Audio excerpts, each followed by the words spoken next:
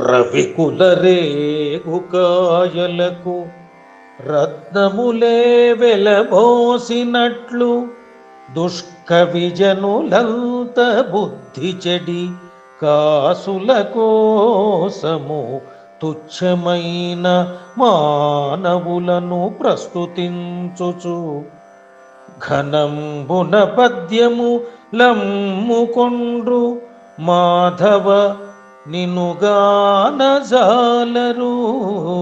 మదంబున ధర్మపురి నృకేసరీ ఆ ఆ భావం. ఓ ధర్మపురి నృకేసరి, సూర్యవంశములో జన్మించిన శ్రీరామ, రేగుకాయలను కొంటూ దానికి బదులు రత్నాలను ఇచ్చినట్టుగా బుద్ధి చెడిన లోకులు డబ్బుల కోసం తుచ్చమైన మానవులను ప్రస్తుతిస్తూ వారిపై పద్యాలను చెప్పి నీపై రచించిన కావ్యాలను అమ్ముకుంటున్నారు.